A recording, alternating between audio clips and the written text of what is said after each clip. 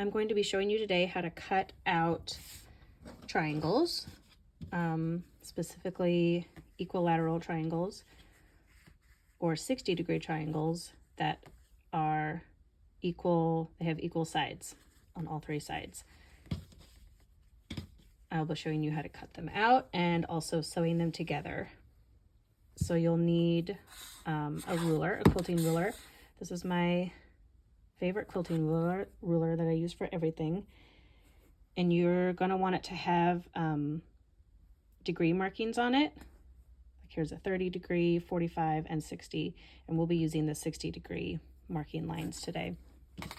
And you're going to need some fabric, and you'll need to cut them into strips. This is a 3-inch wide strip at whatever length you need, depending on the type of project that you're working on. I'm making a zipper pouch out of these, so I don't need a whole bunch for that project. But if you were making a quilt or something bigger, you can use a longer width of fabric on the fold. It's folded here, and so you could cut out your strip from the selvage to the fold, and you would be able to get a lot of triangles out of one strip of fabric. So to start off with, lay out your strip of fabric,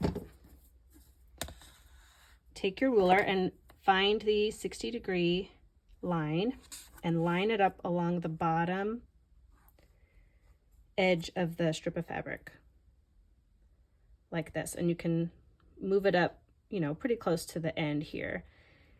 And if you have a selvage edge, this will be on your right side.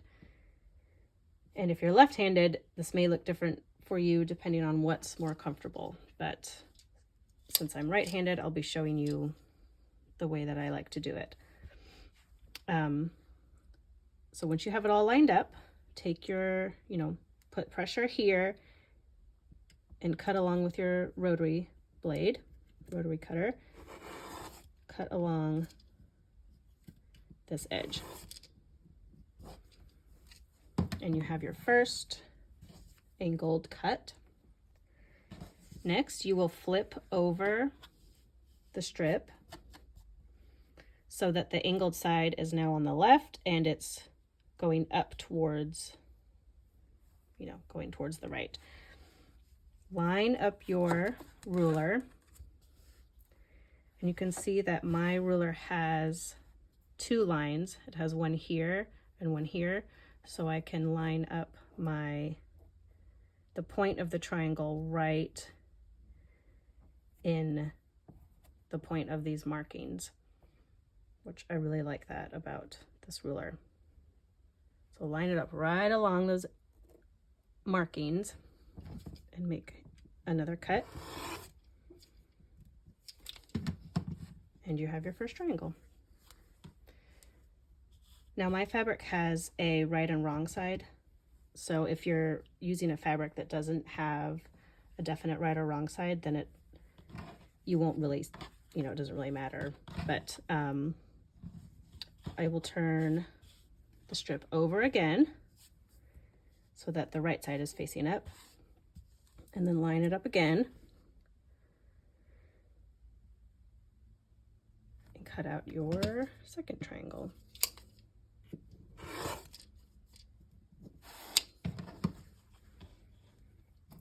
Turn it over again. I like doing it this way so that I don't have to move my ruler at all. My ruler is just ready to go, and all I have to do is line it up instead of moving my ruler around to match which direction the fabric is laying.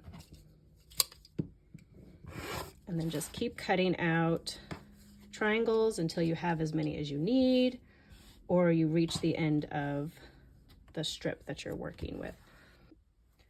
I also wanted to show real quick how I would cut out triangles from like a scrap piece of fabric that, doesn't have like a selvage edge or anything.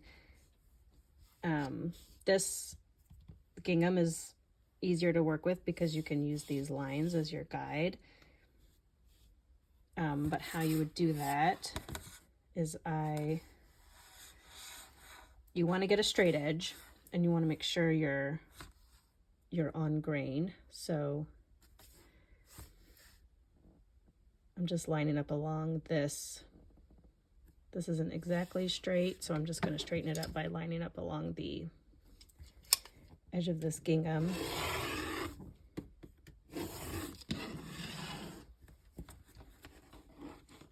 So now I've got a straight edge here. So then what you could do, well, then you're basically making a strip. So I'm going to make a 3-inch wide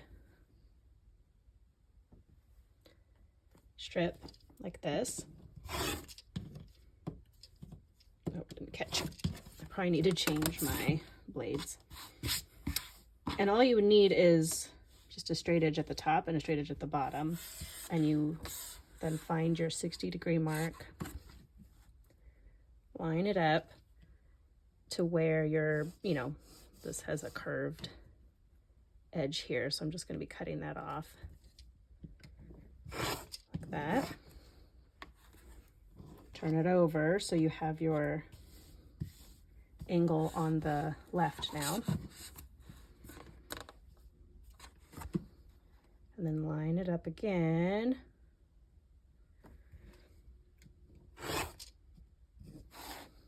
And you have a triangle.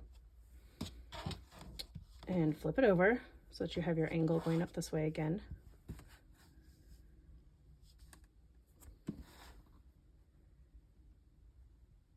Line it up and cut.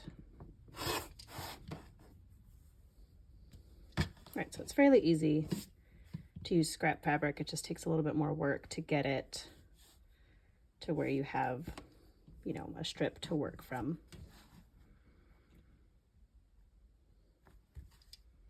There we go. And then this isn't big enough to use for a triangle, but so you don't need that. Anyway, and that's how you would do it out of scrap fabric like this. I like to cut all my strips in advance, so I have them ready to go, and I can just cut triangles out of them and get a good workflow going. And so next up, I'll show you how to sew them together. And I like to come up with my design beforehand and just lay out everything how I'm going to sew it together. And the way I'll be working is I'll be sewing each triangle together first into a row and then sewing the rows together. So to start off with, start with these two right here. You'll take these and place them right sides together like this, and you will be sewing along this edge with a scant 1/4 inch seam allowance. Okay, so I've just sewn this, and when you open it up, that's what it looks like. And I'm going to press this open, and I usually press it away from the lighter fabric just so you can't see the seam allowance behind it. So I'll press it this way. So I've just pressed these two, and you can see that there's a little bit of the triangle point sticking out, and that's okay. That's normal. You're just going to kind of ignore those for now. Then I'm going to go over to these two and sew them together the same way by flipping that over, and then sew along this edge. So I have these two sewn together now, and I've pressed them flat, and you'll see that I have an odd number here. So there's just one on its own that I will just sew onto the end here. And the way to do that is it looks a little, it looks like it's not gonna go together. But what you do is line up right at the tip here. And what I like to do is fold this, you know, this seam allowance is folded up right here. I like to unfold it and it'll line up here. You can see that, just to get everything lined up like this so I can pin.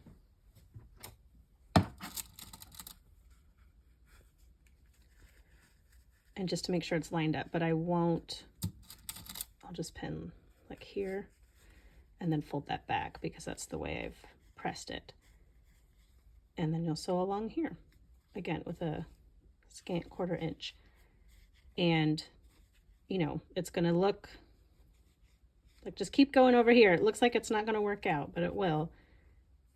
And you just sew right off the end right here. Okay, so I've just sewn this. When you open it up, that's what it looks like. So I'll press that open, get it nice and flat. So you'll have, you know, again, you'll have these little bits sticking out, and that's totally normal. And it'll, you know, it should have a nice point at the end there. Next up, you will then sew these together. Same way. Fold it over, right sides together, and this is what it looks like when you're sewing like two that have already been sewn together with two that have already been sewn together, like two pairs. So you'll still line it up with the point. You'll see I'm looking at this point right here. You'll line it up right along there. My pen's closer. And down here again, see how that's folded over? I'll just unfold it to get it lined up. But then fold that back down. And same thing, you'll just sew 1/4 inch all the way across. So I've just finished sewing that. You open it up, and this is what it's starting to look like. I went over a tiny bit right here, but that shouldn't matter too much. But it is good to try to get these lines straight at the tops of your triangles. Get these two pieces lined up so that when you're sewing your rows together, you have a nice straight line to work with. Okay, once you have your rows sewn together, then it's time to sew them together. Sew the rows together. So place them right sides together, and I usually line them up at the ends. First, place a pin at the ends.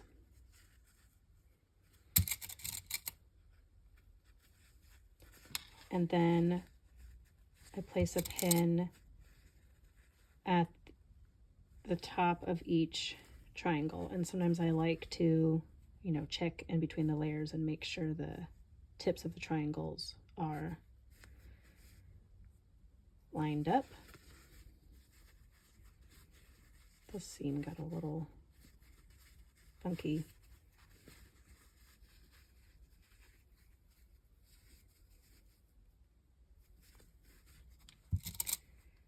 Right there. And then when you're sewing